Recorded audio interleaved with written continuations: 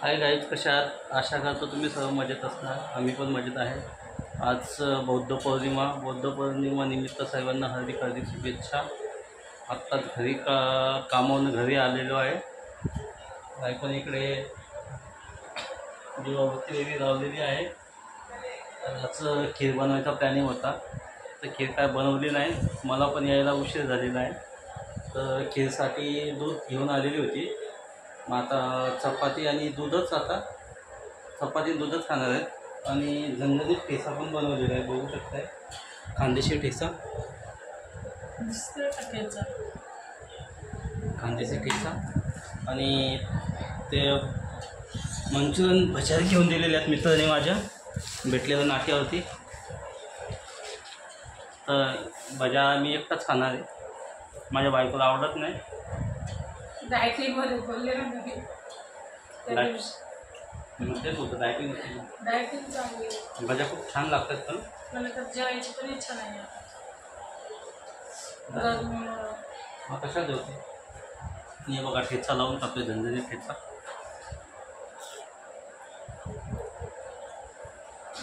आणि गूळ कशाला ठेवले? हे गूळ आता दुधात खाणार टाकून. काप त्याला. चाकू पाणी बसून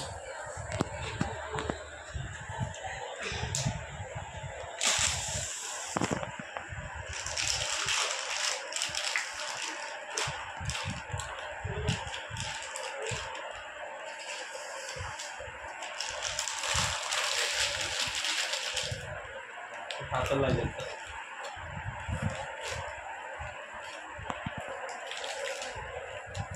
साखर टाकायचं तर गूळ टाकून खाता. अजून गरम म्हणजे टाकायचं. गूळ कापायचं जीवावर झालं.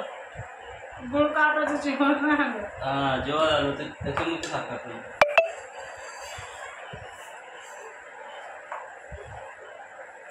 जसं गोड नाही खायचं, जाड होतं माणसं गोड खायचं. ऑलरेडी आहे.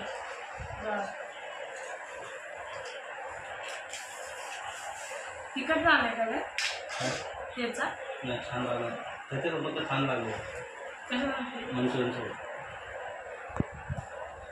या सगळ्यांनी जेवायला दूध चपाती खाते आणि आज स्पेशल झणझणीत ठेचा आणि चपाती.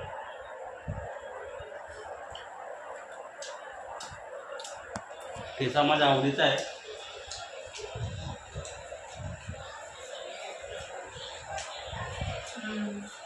त्याचा नाही येतो, कैरीची चटणी येते. कैरी टाकली मी त्याच्यात.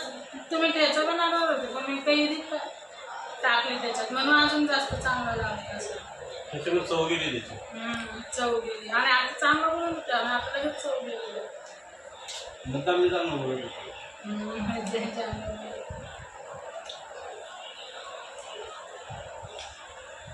असं मोडून खायची चपाती.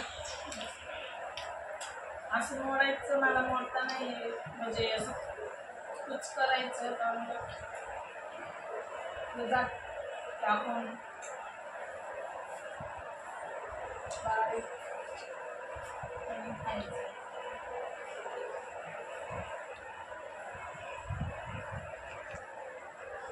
आमच्याकडे आज MIDCला ब्लास्ट झाला, केमिकल कंपनीचा.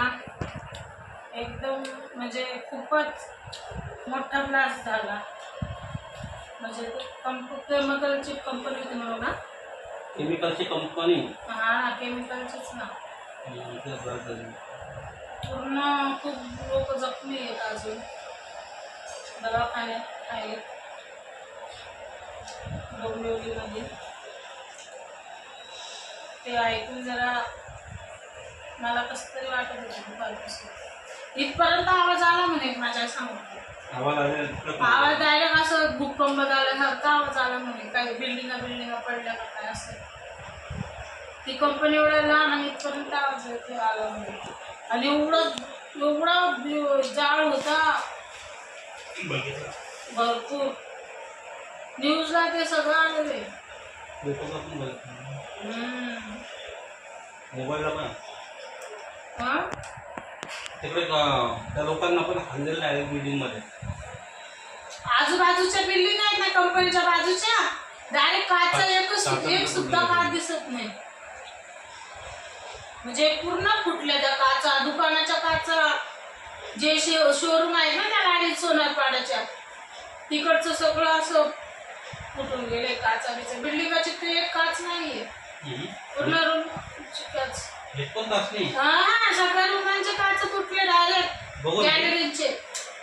मोबाईल मध्ये बघितलं नाही का मी.